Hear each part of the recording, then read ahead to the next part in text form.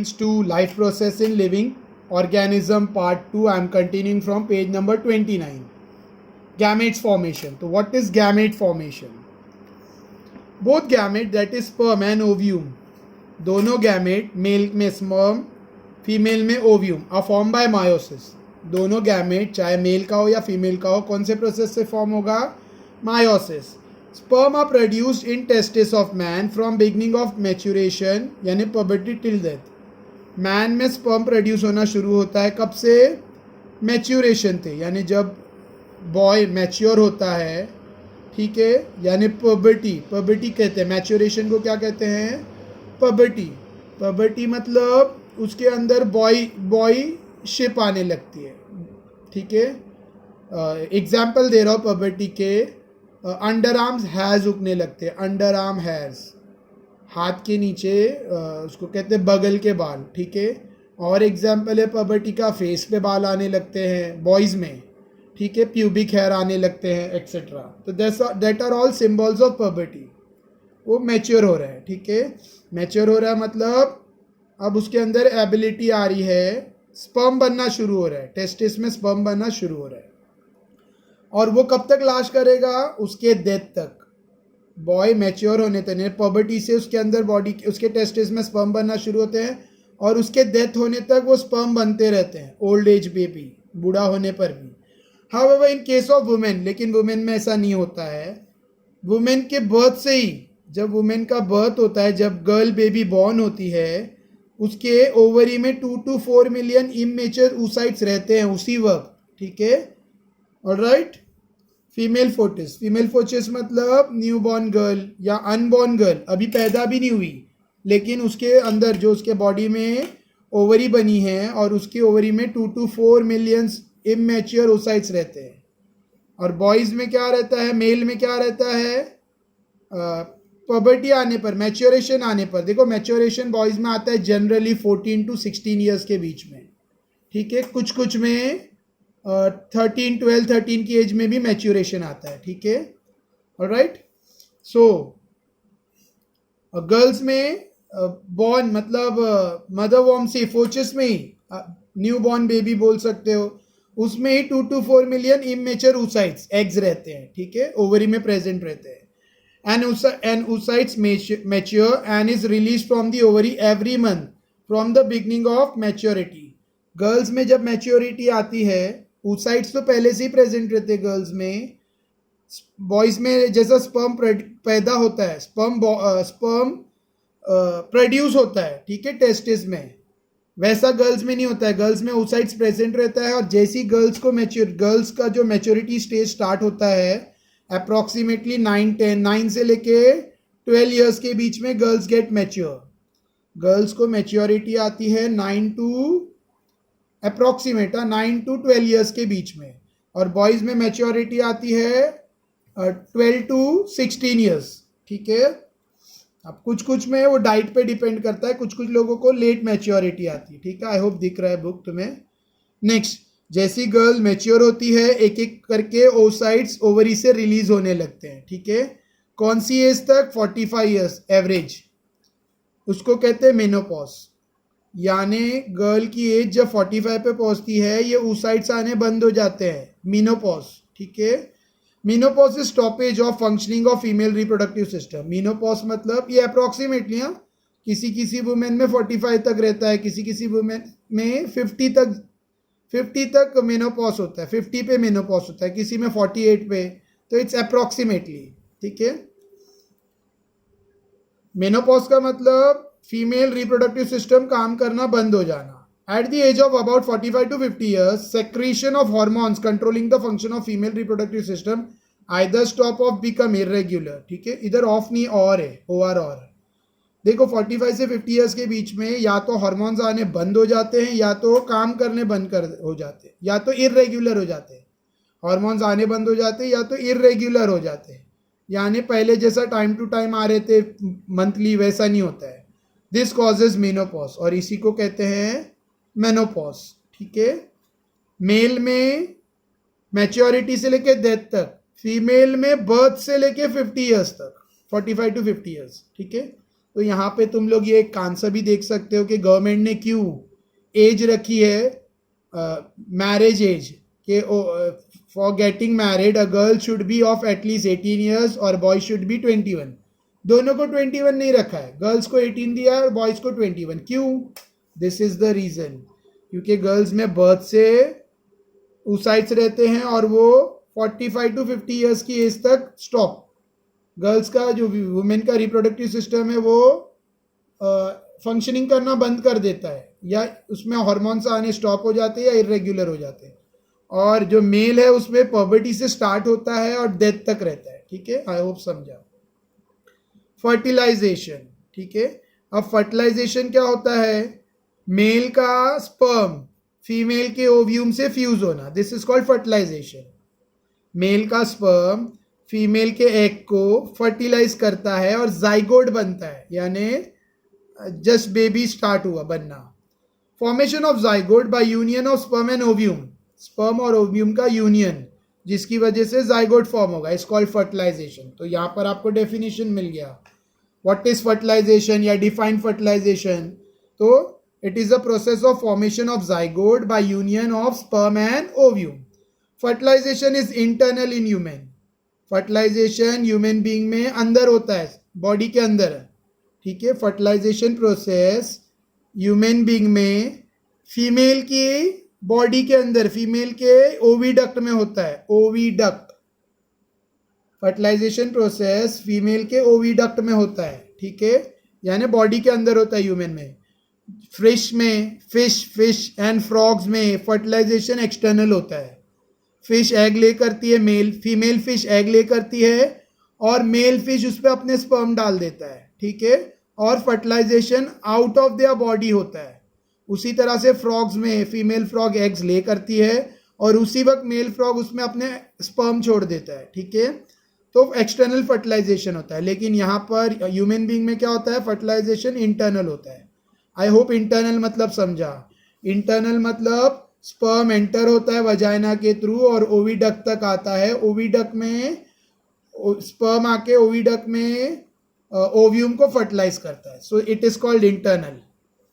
Next, ठीक है, since semen is ejaculated in vagina during copulation, जब कोप्यूलेशन हो रहा है, जब सेक्सुअल इंटरकोर्स हो रहा है, तो स्पर्म यहाँ पर, सीमेन यहाँ पर डाला जाता है। सीमेन यहाँ पर रिलीज होता है बाय पेनिस। ये सीमेन में जो स्पर्म रहते हैं वो यहाँ से ट्रैवल करके यहाँ तक जाते हैं। ठीक है, और ओविडक्ट में ओव्यूम को फर्टिलाइज करते हैं, तो वही लिखा होगा। सीमेन इज इजैक्यूलेटेड, इजैक्यूलेटेड मतलब given out in vagina during copulation. Copulation मतलब मेटिंग, मेल और फीमेल की mating. Sperm in the numbers of few millions start their journey by route of vagina. At a time कई millions, few millions यानी 50 lakh, few millions, 1 million मतलब 10 लाख, तो few millions मतलब 40-50 lakh 60 lakh sperms यहाँ पर इजैक्यूलेट होते हैं। ठीक है, उसमें से एक ही जाकर, मतलब सब जाते हैं स्पर्म, यहाँ पर मिलियंस ऑफ स्पर्म यहाँ पर इजैक्यूलेट होते हैं और फिर स्पर्म में रेस होती है समझ लो, और सारे स्पर्म जाते हैं ओविडक्ट तक, लेकिन जो पहले जाता है वही जाके फर्टिलाइज करता है, बाकी सब वेस्ट। ठीक है, सो देखो यहाँ पर, हाँ, sperm in the number of few million start their journey by the route of vagina, uterus, oviduct, vagina से यूटिरस, यूटिरस से oviduct. One of those million sperm, उसमें से वो मिलियंस, वो फ्यू मिलियन स्पर्म में से सिर्फ एक, one, fertilize the only ovum, वही अकेला ओव्यूम को फर्टिलाइज करता है, present in the oviduct. From the age of puberty up to menopause, from 10 to 17 years of age up to 45। देखो गर्ल्स में पबर्टी से लेके मेनोपॉज तक, गर्ल्स में पबर्टी की एज दी है 10 से 17 ईयर्स और मेनोपॉज की एज दी है 45 to 50 years. An ovum is release every month, हर महीने एक ओव्यूम आएगा, ओवरी से निकलेगा। That is out of 2 to 4 million ova. जो 2 से लेके 20 लाख से 40 लाख तक ओवा है, ओव्यूम है, जो बर्थ के टाइम प्रेजेंट रहते हैं ओव्यूम में, उसमें से 10 से 17 की एज से लेके 45 से 50 तक आखिर गिने हर महीने का, तो 400 ओसाइट्स ही आते हैं, अप्रोक्स, हर महीने आकर आप कैलकुलेट करो तो ये 10 साल से स्टार्ट हुआ सपोज और 50 साल तक गया तो मैक्सिमम 400 to 500 oocytes आएंगे, ठीक है। Remaining oocyte undergo degeneration. तो जो बचे हुए हैं यानी इधर तो 20 से 40 लाख के बर्थ के टाइम ओवरी में सब क्या हो जाते हैं, डीजेनरेट, सब डीकम्पोज हो जाते हैं, डीजेनरेट हो जाते हैं, मतलब वैनिश हो जाते हैं, ठीक है। यहाँ पे कुछ फैक्ट दिया है, let's see. oocyte released from ovary during the last few months nearing the age of menopause are 40 to 50 years old। जो oocytes लास्ट में यानी एंडिंग पार्ट में जो आते हैं, जब मेनोपॉज आने लगता है 45-50 ईयर्स में, उस वक्त जो oocyte रिलीज होते हैं, ठीक है, वो बहुत पुराने होते हैं, कम से कम 40 साल पुराने, 40 से 50 साल पुराने होते हैं। तो the ability of division has been diminished till now. तो इनके अंदर जो मायोटिक डिवीजन की एबिलिटी खत्म हो चुकी रहती है। Due to this they can not complete meiotic division properly, जिसकी वजह से मायोटिक डिवीजन अच्छे से नहीं होगा। इफ सब oocytes आर फर्टिलाइज, आखिर किसी के स्पर्म से ऐसे oocyte फर्टिलाइज हो गए तो जो नया बॉर्न बेबी होगा उसके अंदर कुछ ना कुछ एबनॉर्मेलिटी रहेगी, जैसे कि डाउन सिंड्रोम, ठीक है। देखो एग्जाम समझाने के लिए बोल रहा हूँ, आखिर कोई 40 ईयर्स अबाव वाली लेडी ने मैरी किया, ठीक है, आखिर कोई 40 प्लस लेडी ने शादी किया और she wants to have a baby, ठीक है, और उसने बेबी के लिए कोशिश किया, ठीक है, अबाव 40 ईयर्स की लेडी ने बेबी के लिए शी इज ट्राइंग, ठीक है। तो उसके oocytes आकर उसके हस्बैंड के स्पर्म से फर्टिलाइज हुए तो बेबी हो सकता है एबनॉर्मल हो, जो बच्चा होगा वो एबनॉर्मल हो सकता है। द रीज़न इज क्योंकि उसकी एज 40 प्लस है, तो उसके जो oocytes है वो 40-50 ईयर्स ओल्ड है, ठीक है। आखिर ऐसा ओव्यूम फर्टिलाइज होता है तो जो उसके अंदर, क्योंकि वो इतना ओल्ड होने की वजह से उसके अंदर माइटोटिक डिवीजन की एबिलिटी कम हो जाती है, डिमिनिश हो जाती है, मतलब वो प्रॉपरली डिवाइड, उसकी जो सेल्स है वो प्रॉपरली डिवाइड नहीं होंगे, माइटोटिक डिवीजन नहीं होगा उसके ओव्यूम में, जिसकी वजह से आखिर उसको बच्चा हुआ तो उसके अंदर में भी हो सकता है एबनॉर्मेलिटीज़ हो। कैसी हो abnormalities? Down syndrome. Down syndrome तो तुमने सुना होगा, डाउन सिंड्रोम ऐसा बच्चा जिनको जो मेंटली बढ़ता ही नहीं है, फिजिकली ग्रो होते जाता है लेकिन दिमागी तौर पर बच्चा रहता है। और भी एबनॉर्मेलिटीज़ रहती है, जैसे बच्चे का हाथ पैर ही डेवलप नहीं हुआ, बच्चे के एक हाथ डेवलप नहीं हुआ या पैर डेवलप नहीं हुआ एक्सेट्रा, या प्री मैच्योर डिलीवरी हो, मतलब ऐसे बच्चे हो रहे जो मैच्योर ही नहीं हो रहे मदर वॉर्म में। आई होप समझा, ठीक है। तो ये गिव रीजन में आ सकता है। Why should a women of about 40 years या about 35 years should not plan to have a baby? Question बना रहा हूँ मैं कि किसी कोई वुमेन आकर 35 ईयर्स के ऊपर की है तो उसको, या 40 ईयर्स अबाव है तो उसको 35 नहीं, सॉरी 45 क्योंकि मेनोपॉज का एज है तो 40 बहुत हो गया, ठीक है। बट देन टू क्वेश्चन में आ सकता है 35, तो I am just guessing it. तो why should a women of 35 plus या 40 plus should not have a baby, should not have a child? Reason, give reason.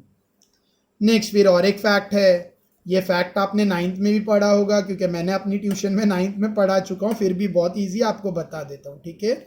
Mail में टोटल 46 क्रोमोजोम है, female में भी 46 क्रोमोजोम है, ठीक है। ड्यूरिंग मायोसिस में क्या होता है, 46 का 23 क्रोमोजोम आता है, फीमेल में भी 46 का 23, ठीक है। तो मेल में हर मेल में देयर आर 42 ऑटोजोम्स, ठीक है, सॉरी 44 ऑटोजोम्स और 2 sex chromosome, total 44 plus this 2 46 chromosome रहते हैं, ठीक है। पहले मायोसिस होता है जिसमें डिप्लॉइड का हैप्लॉइड होता है, यानी 44 का 22 ऑटोजोम होता है, और सेक्स क्रोमोजोम कोई भी एक आता है, या तो एक्स आएगा या तो वाई, एक्स या तो वाई, तो 22 प्लस एक्स होगा और 22 प्लस वाई, दोनों में से कोई भी एक आएगा। फीमेल में भी 44 ऑटोजोम्स रहते हैं और 2 सेक्स क्रोमोजोम रहते हैं, बस फर्क इतना है, फीमेल में दोनों सेक्स क्रोमोजोम एक्स होते हैं, और मेल में सेक्स क्रोमोजोम एक एक्स होता है एक वाई होता है। तो फीमेल में भी ड्यूरिंग मायोसिस 44 का 22 होता है और एक सेक्स क्रोमोसोम आता है, टोटल 23, 22 + 1 23, 22 + 1 23, ठीक है। तो अभी फीमेल में तो पॉसिबल एक ही आएगा, एक्स ही है, चाहे ये एक्स आए या ये एक्स आए, एक्स ही आएगा, ठीक है। और मेल में आइदर एक्स आ सकता है और वाई आ सकता है, ठीक है। सपोज मेल में 22 ऑटोसोम और एक्स आया, ठीक है, और फीमेल का तो वही है 22 और एक्स, ये दोनों आके क्रॉस हुआ तो 22 22 44, एक्स एक्स गर्ल बॉर्न होगी क्योंकि एक्स एक्स फीमेल के क्रोमोसोम है, ठीक है। सपोज मेल में ये आया 22 और वाई, ये नहीं आया, दोनों में से कोई भी एक आएगा स्पर्म में, ठीक है।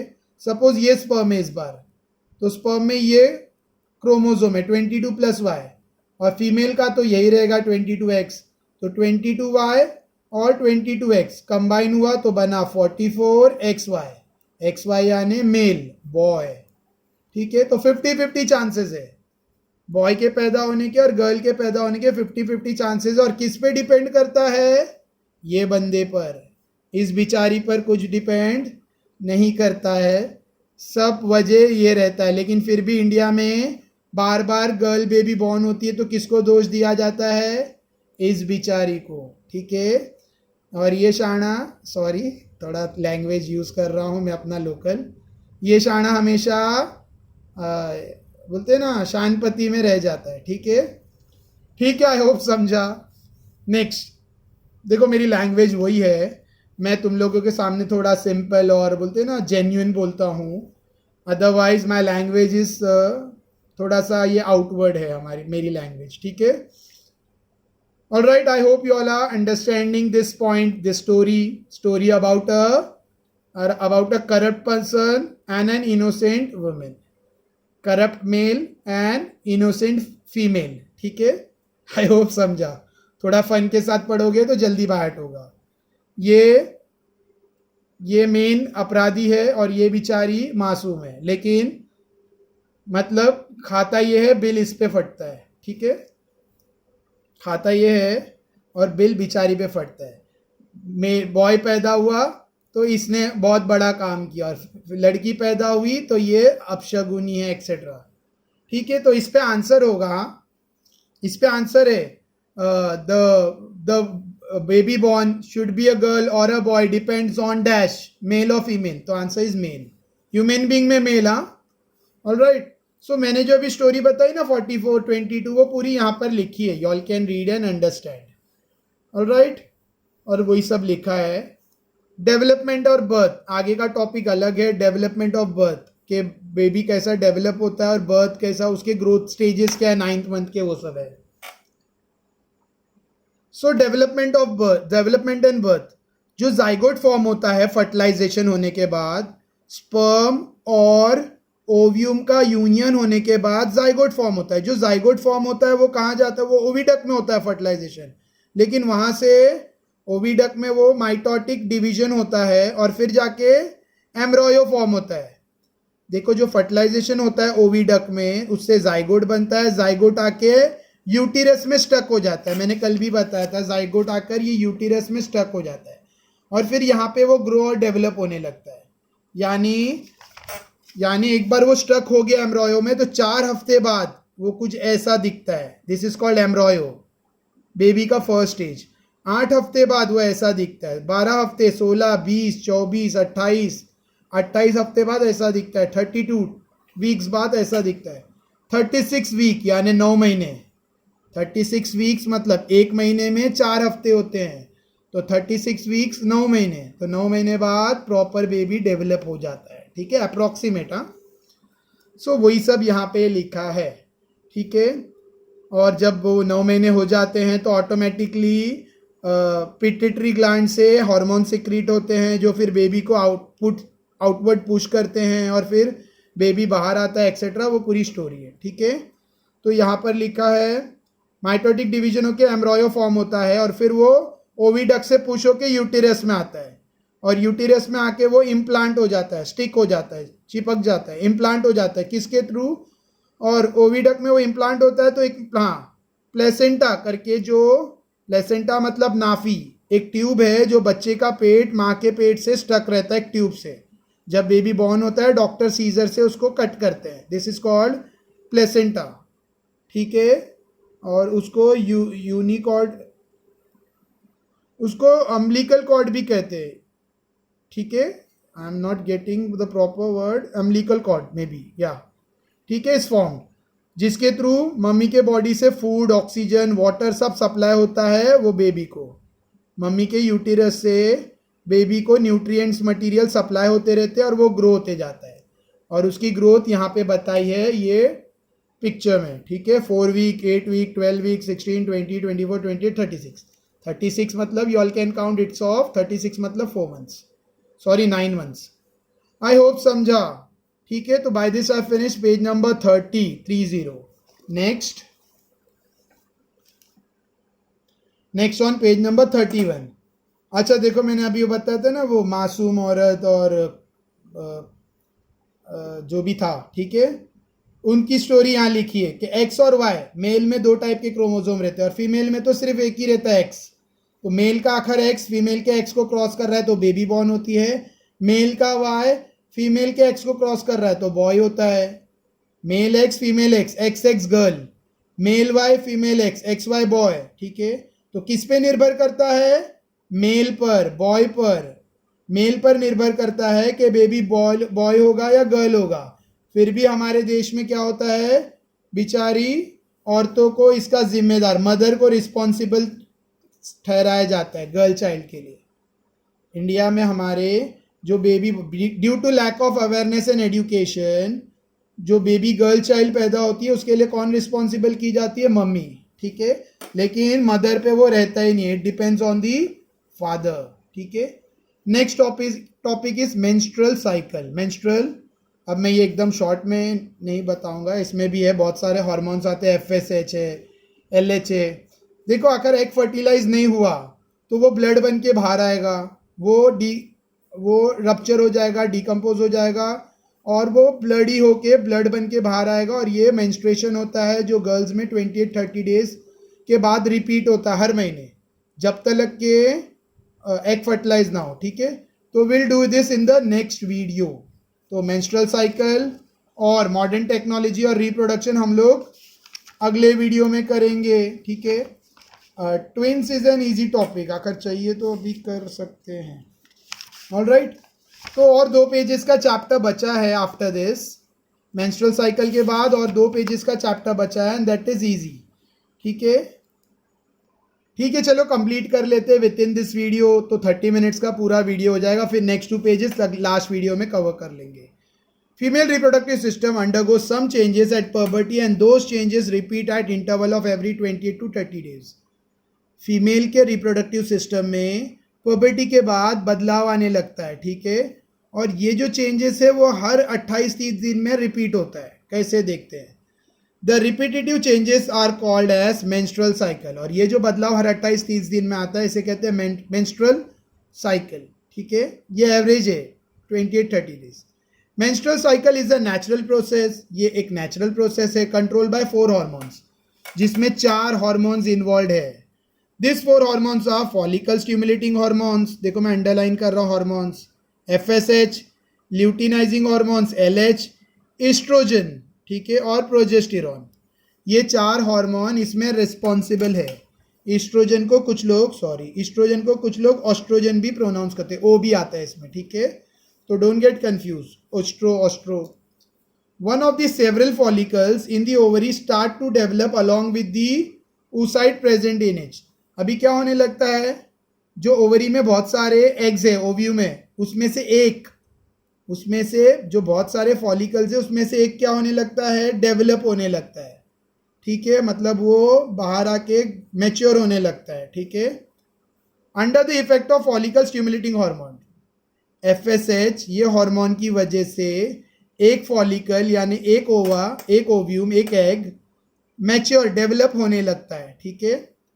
This developing follicle secrete estrogen, और ये डेवलप होते वक्त क्या सीक्रेट करता है, एस्ट्रोजन नाम का hormone.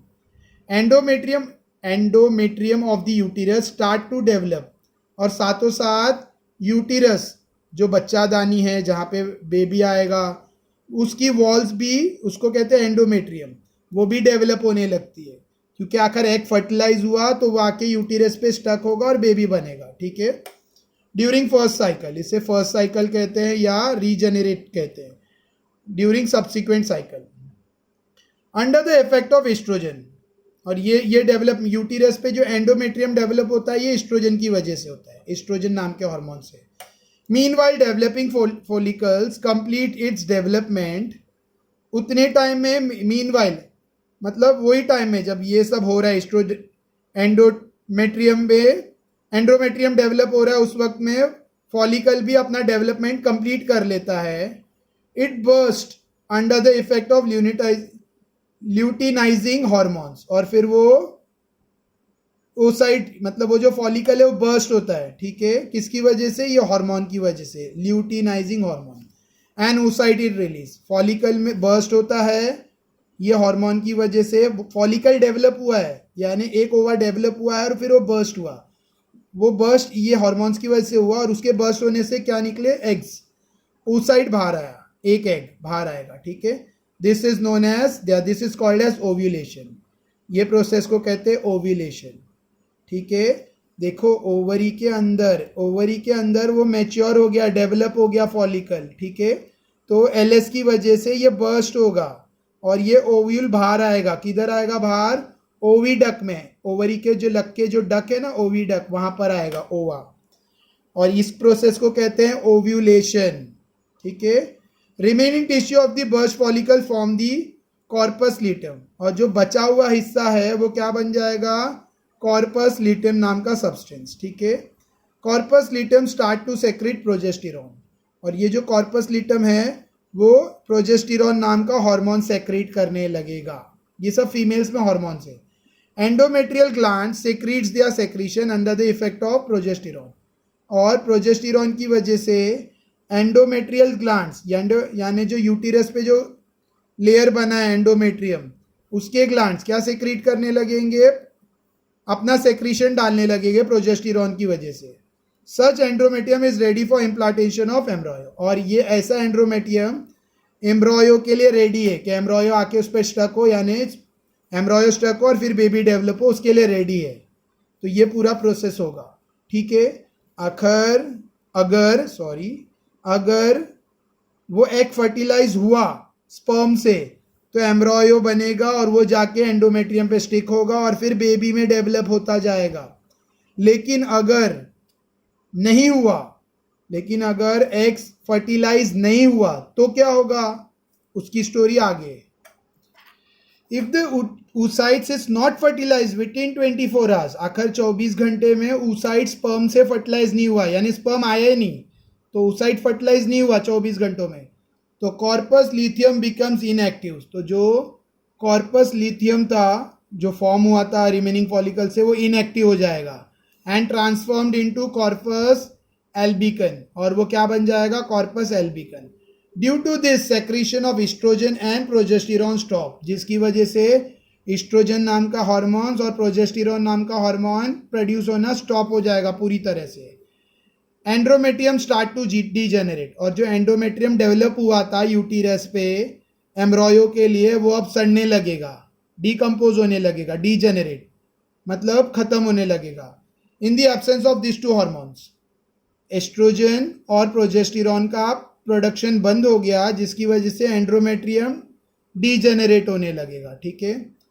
Tissue of degenerating endometrium and unfertilized ovum are discarded out through vagina, और ये जो टिश्यू, किसके टिश्यू, एंडोमेट्रियम जो स्पॉइल हो गया, सड़ गया, यानी ब्लडी हो जाएगा, खून जैसा हो जाएगा, जो सड़ा हुआ यानी डीजेनरेटेड, जो डीजेनरेटेड एंड्रोमेट्रियम है और जो अनफर्टिलाइज ओव्यूम है, एग है, ये डिस्कार्ड बाहर आने लगेगा, ठीक है, through vagina in the form of blood.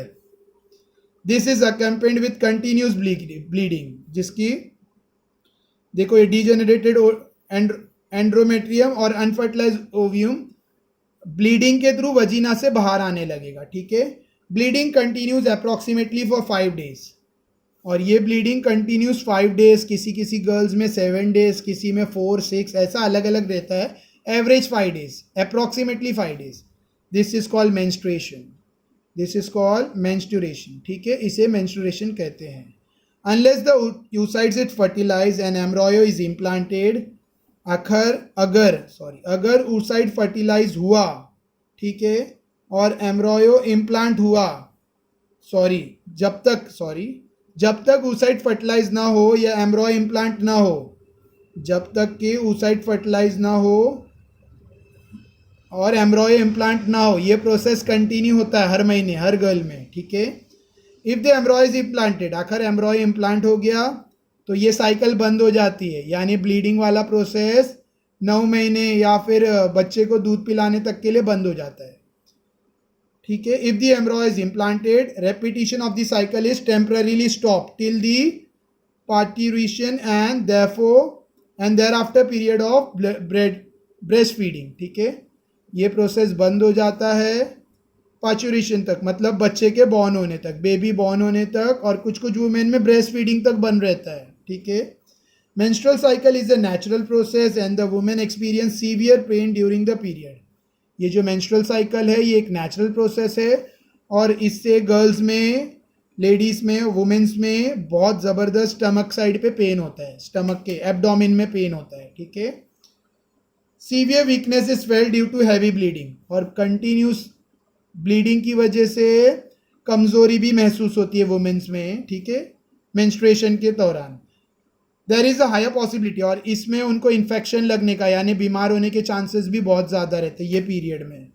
Due to all such reason there is a need of rest along with special personal hygiene, और इसलिए जब गर्ल्स में पीरियड्स हो तो उनको रेस्ट लेना चाहिए हाइजीन के साथ.